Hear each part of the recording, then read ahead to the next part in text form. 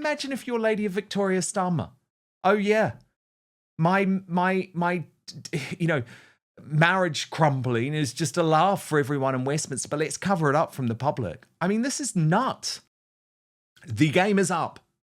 Slippery Starmer will not lead the Labour Party into the next election. His MPs are turning. Angela Rayner is circling. And even the compliant and corrupted MSM are now threatening to reveal to Keir's big secret, which I've been reporting on here on Outspoken for the last year. And it relates, of course, to the shape of his family, the real shape of his family, and has resulted in his marriage to Lady Victoria being plunged into crisis. Now, look, let me tell you, even a 174-seat majority will not save this failed Prime Minister.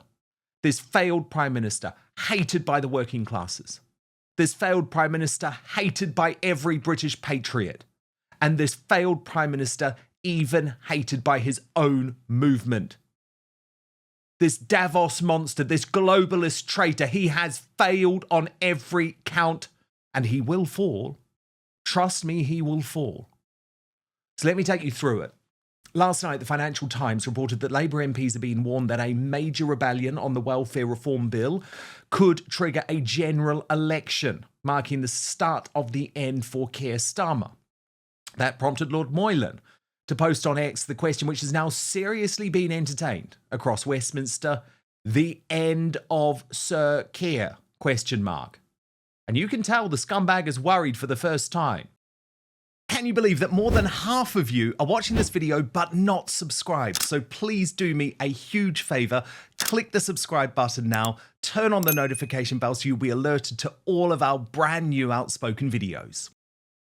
We need to drive through reform in the welfare system. It's not working for anyone. It's not a confidence vote. It's a vote. It's a vote about reform. It's about a vote about reform of our welfare system. It isn't working. It doesn't help people into work. Quite the contrary.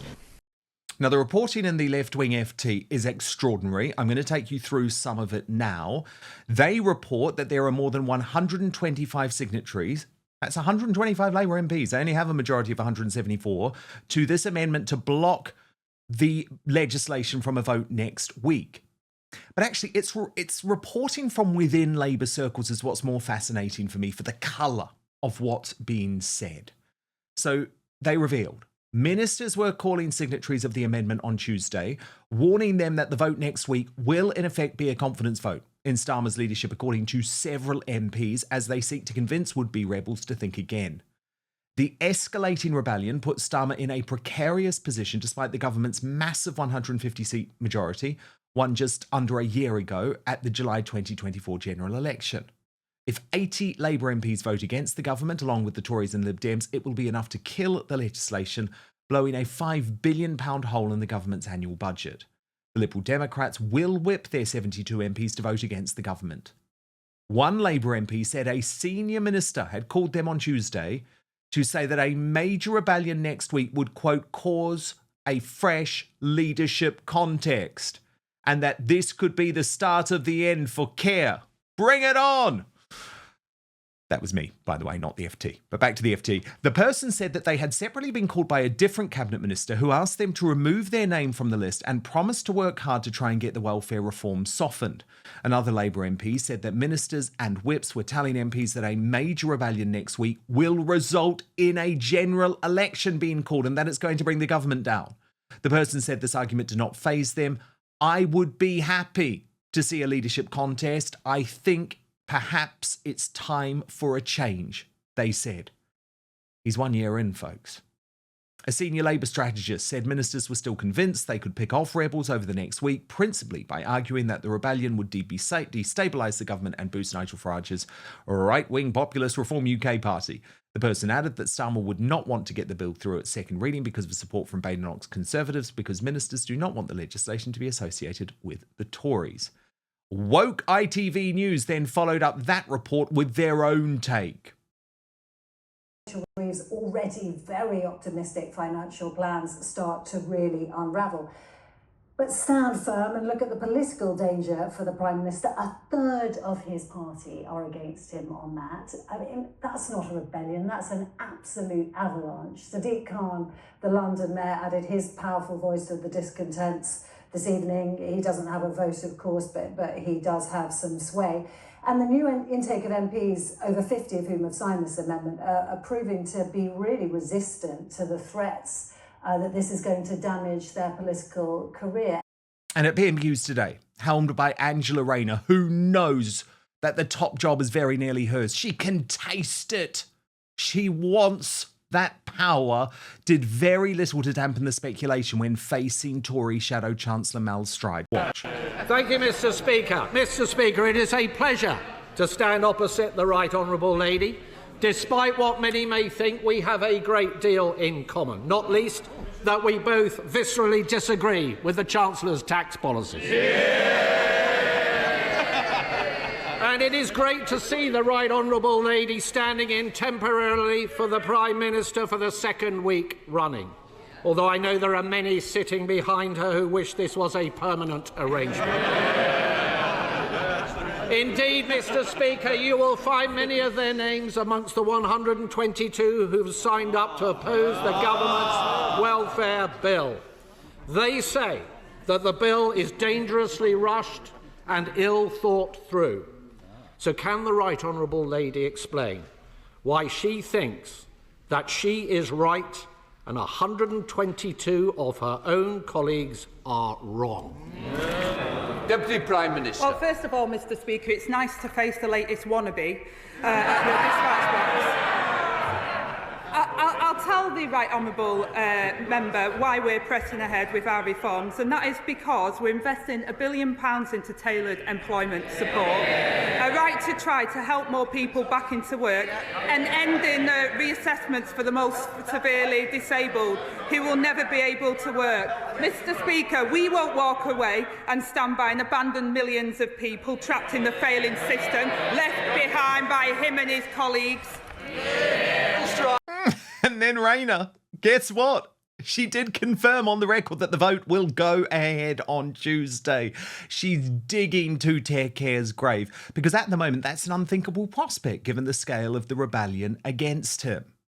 Now it has emerged via the independent journalist and outspoken regular Alex Phillips, via her Substack That's What She Said, that Starmer's big secret is coming back to haunt him, as the MSM now considers the nuclear option of publishing details that at this stage have only been revealed on this platform.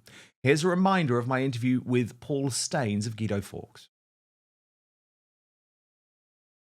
We've both been in the game a long time. You know the rules. If you can't stand it up completely, you can't run the story.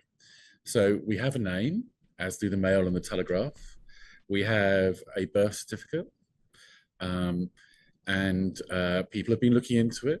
People have been journalists have contacted the family. So it's in play, and a lot of people do know it, but we have not been able to substantiate it to the degree that you need to publish.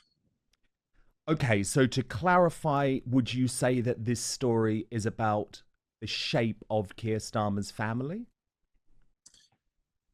Yes. Yeah, that's a very good way of phrasing it. And you know, I've been honest about the fact that this secret has caused Keir Starmer's marriage to be in deep, deep trouble. So Alex argues that the establishment are now going to attempt to use lawfare, historic scandals and proscriptions in a bid to keep Nigel Farage out of number 10. But she writes today that dangers also await Starmer.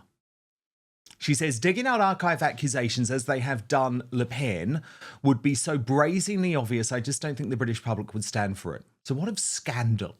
Well, I suspect they will certainly try. But post-Boris Johnson, no matter how many affairs or love children were concocted, it just wouldn't cut through. And I'm pretty sure Nigel knows exactly how many kids he has.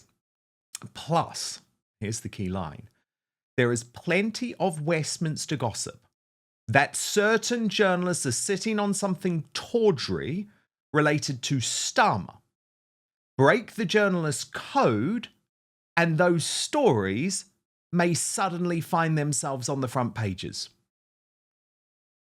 So the mainstream media code at the moment might be protecting Starmer, but not for long, because time is nearly up for you. You have shamed Britain on the world stage. Your own side hate you. You will be gone. You will not lead Labour to the next election. The only issue is that what comes next could be an even more terrifying prospect, as the UK is further plunged into a socialist hellscape. Now, the Superstar Panel. But first, this episode of Outspoken is brought to you by Manscape, the global leader in men's lifestyle and grooming. And I'm very excited to say the heat has officially arrived overseas, because the Lawnmower 5.0 Ultra in the white hot special edition colorway from Manscaped, now available across the UK, Europe, and Australia. So this is the same trimmer trusted by millions of men down below, now with a clean white and gold finish that looks just as smooth as it shaves. But it isn't just a pretty face. The Lawnmower 5.0 Ultra is built to handle your most sensitive areas with care, helping reduce the risk of nicks, cuts, and irritation where it matters most. So whether you're cleaning things up for a date, a trip, or just to feel a bit more put together, the white hot trimmer makes below the waist grooming a whole lot smoother. Literally. Join over 12 million men worldwide who trust Manscaped and use the code Outspoken for 15% off your entire order at manscaped.com. And by the way, to the ladies in the Outspoken audience, trust me, this is a fail-safe gift for your boyfriend, your husband, your son, your brother, or your hard-to-buy-for male best mate. And it's great as well. Such a good product. The blades designed to glide over the skin with less tug and pull, helping the bloke in your life avoid the usual redness or irritation that comes with lower quality trimmers. It's simple, effective, and doesn't require a whole routine. Just pick it up, clean it, move on. Whether you're using it in the shower, on the go, or standing over the sink before a night out, the White Hot 5.0 Ultra fits into your day without getting in the way. Plus, the white and gold design actually looks so good. I don't think you're going to want to hide it in that bottom drawer of the bathroom anymore, right? White Hot looks, smooth results. The White Hot 5.0 Ultra brings the heat without cooking your skin. It's sleek, easy to use, and way less terrifying than whatever you were using before. So use the code Outspoken for 15% off your entire order. There's so much other good stuff at manscaped.com. That's 15% off with the code Outspoken at manscaped.com. But now, back to the show. And it's brilliant to have Eddie Alexander, the citizen journalist and campaigner, with us for the first time alongside Father Calvin Robinson. So, Father Calvin, look, this is astonishing. It's less than a year since Slippery Starmer entered number 10 Downing Street. We launched the very first episode of Outspoken, Father Calvin. You were there with me the day after that election. But no one could have predicted how badly this had gone so quickly. And the difference here, Calvin, is that he's losing his own base and he's losing the MSM. And they have this secret. They have a lot of stuff in their back pocket. The game could finally be up for this terrible man. It's amazing, isn't it? It's been one disaster after another. The lack of winter fuel allowance for the elderly, the covering up of the Southport massacre, the blaming everything on the so-called far right. That's not to mention the infighting that's happening within Labour. That's just the things that have been happening in the general public under Labour's leadership. It's been awful. It's been an awful few months. And so I think it's quite right that Sir Keir Starmer is fighting for his life at the moment. And the knives will be out for him within his own party. But the problem is they're all as bad, if not worse, than him. And so that could work out well in our favour for the country if they do put someone like Angela Rayner, heaven forbid, in the leadership position, because surely someone that awful cannot win an election.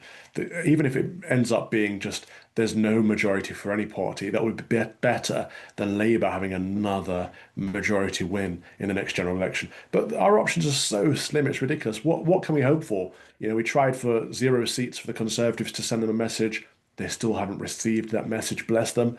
Reform, get worse and worse and more establishment as weeks go by. We had Mohammed was out again this last week making pronouncements for pro-immigration. He's pulling all the strings. He's pulling all the strings. Though his main message was pro-immigration. What is going on? The one thing people want from reform is to cut immigration, both legal and illegal. And Mohammed comes out, yeah, he's back in the seat. Yeah, we're going to have more immigration. We're going to make these people pay. Yeah, of course you are, because the rich people are going to want to pay to be in the UK when they can leave and take their money elsewhere, as we've seen on the... It's all insane. Anyway, the point I'm getting to is there's no good option right now, and Labour are making things worse for themselves. Eddie Alexander, great to have you on Outspoken for the first time. Isn't it astonishing? Isn't it totally astonishing that Starmer is such a power-mad fool, such a scumbag, that he would actually rather send the country to a general election than allow Angela Rayner to replace him in a peaceful transition of power? Now, weirdly, that's probably something that we both agree would be very good. Like, please God, let us go to a general election. But I don't think that's what's going to happen here. I think Starmer will be forced out by the left of his party. It is now just a matter of when, not if. I'm in absolute agreement with that, Dan. And this has all happened within the first year of a Keir Starmer government as well. We've had numerous scandals, the winter fuel allowance, the Brexit betrayal with even more of our fishing rights being signed over away to France, smashing the criminal human trafficking gangs that are importing hundreds of people a day. He's gone back on every single manifesto promise that he's made. Some prime ministers in the first year hit the ground running, but Keir Starmer's just seemed to hit the ground. And I can't see Keir Starmer going quietly at all. This is going to be... I think what's more horrifying than having another Keir Starmer government, if you can even get anything more horrifying than that, is having a Angela Rayner government, and that should strike fear into anyone with a working brain. Well, indeed. I mean, the weird thing about Rayner, though, is at least she's honest about who she is. Now, yes, I think it's a terrifying prospect, but Starmer is a chameleon. Starmer is a shapeshifter. Starmer is working for the globalists. Weirdly, I think Rayner would actually be more popular, because the thing about Starmer, he's just a shell of a man. And he's not there to do his own bidding. He's there to do the bidding of the globalists. But look, Father Calvin, I want to ask about this big secret. And Alex Phillips now writing, and remember, this is a woman who is very tapped in Westminster amongst the journalists there. Her former job, of course, was running the press for UKIP. And she says, oh, these MSM journalists all of a sudden now are considering that maybe we might be able to run this story to finish Starmer off. When previously we'd seen Paul Staines say, look, that the birth certificate was had by the Daily Telegraph and the Daily Mail, but they didn't feel that they had enough legal evidence, I guess, to run it. It's interesting, isn't it? Yes, but I wish someone would just do it. Why can't Paul Staines just do it? See what happens. Take the risk for the sake of the country, for goodness sake. Be transparent, put it all out there. Someone who's got it, someone who's got the information, just release it all. Let's see if he comes, and if it's false, he'll have to sue. If it's true, he'll have to fight. Eddie Alexander, does it matter about the shape of Keir Starmer's family? Does it matter if he has a love child? Does it matter if his marriage is on the rocks? Do we have any right to know? About his personal life, maybe, because he is the most powerful person in the country, but it's just the knives are out for Starmer in all angles. 123 of his Labour MPs have supported an amendment to halt the reforms. So the knives are out for Starmer, and there has been many questions about his personal life, about his... maybe there's another love child. There's been numerous questions, and it's certainly not looking good for Starmer. But I think if we've learned anything from Starmer within the first year of his disastrous first year of government, he is going to do everything in his power to suppress this story from coming out. Oh, of course. He has tried everything. He will try everything. And of course, we know he's a former human rights lawyer, so he knows how to shut things down. I mean, Father Calvin, I would argue that the privacy argument that he used last year has been smashed since he became Prime Minister. Because can we just think for a moment about the way that Slippery Starmer will use his family when he feels that it's politically important for him to do so. So, for example, when it came to that Netflix series, Adolescence, all of a sudden he's happy to talk about his children. When he was accused of using that penthouse apartment, Lord Arley's penthouse apartment in Mayfair, all of a sudden he was more than happy to blame it on his poor son, Father Calvin. Oh, my son needed to be there because of your GCSEs. Oh, yeah, it was nothing to do with the fact that your wife didn't want you in the house. Nothing to do with that. Of course not. So I almost feel like he may not have put his children's names or faces into the public domain, but Lady Victoria Starmer is. She was also accepting money, by the way, from Lord Arley, a Labour donor, for her clothes. I mean, he was accepting money from Lord Arley for his glasses. I mean, I just feel like this idea that Starmer has a complete right to privacy over this is smashed by the way that he has proven that when it is politically expedient for him to do so, he will use his family. I also just want to say, Father Calvin, just very quickly, that's not to say that I don't have great sympathy for Lady Victoria Starmer. I think she is living through hell. You can see. She looks distraught. She's, her whole world has fallen apart and she has to try and put on this face at public events because that scumbag is forcing her to do so. Yeah, there's differentiation here. The wife, the children have a right to privacy. Keir Starmer does not have a right to privacy. He holds the highest office in the land. Therefore, people deserve to right. People have a right to know, rather, if he is an immoral guy, if he's an untrustworthy person, if he is an adulterer, if he's, openly having relations with other people outside of his marriage. These are the kinds of things that show him in bad moral favor. And so we have a right to know. The press has an obligation to share that information. That doesn't mean we need to have the names of the children out there or anything like that. We don't need to see their faces, but we need to know about him. He has chosen to put himself forward. He stood for office, again, the highest office in the land. Therefore, there is a level of integrity that we expect from our politicians, from our leaders in the political square. And if they don't hold up to that level, then they need to go. And if Sir Keir Starmer hasn't held up to that level and he's covering it up, that's even worse. At least with people like Boris Johnson, he was open about living an immoral lifestyle, right? And Farage as well, actually. Farage, Father Calvin, now I know you probably don't agree with this, but I would argue that he's held his hands up and he said, I'm not a paragon of virtue. I haven't behaved appropriately all the time within my own marriage. And so he's making the point, Father Calvin, that actually you can't judge me on that, I guess. Whereas I think Starmer's a very different kettle of fish there. Do you agree? Oh, absolutely. And we're all sinners, right? So we all make mistakes. The difference is holding your hand up, repenting of that, and trying to be better rather than covering it up. No one likes hypocrites. So when people try to cover these things up, it makes it even worse. And I think that's what Sir Keir Starmer is doing by silencing the media and silencing all of his colleagues. Remember the clips we showed at the time when people were laughing in the House of Commons? It's like they're laughing at us because they all know it's an inside joke to them. Yes, they all know. They all know. Everyone at Westminster knows about this, but they don't think you have a right to know.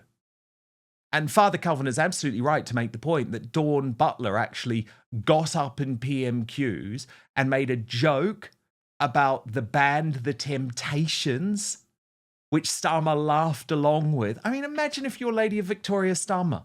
Oh yeah, my marriage crumbling is just a laugh for everyone in Westminster, but let's cover it up from the public. I mean, this is nuts. It's like we're back in JFK era.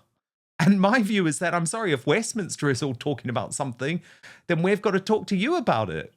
Because there is not a two-tier society, or at least there shouldn't be, when it comes to information. But we know that Starmer is all about information control. He's about shutting people down. And he's all about taking away free speech. Thank you so much for watching Dan Wootton Outspoken. Please click on my face just to the bottom left to subscribe to this brand new independent news source and turn on the notification bell so you'll be alerted to our brand new live shows, uncancelled interviews, and special royal episodes. Outspoken is also now available as a podcast, so you can listen to the show every weekday on the go, wherever you are.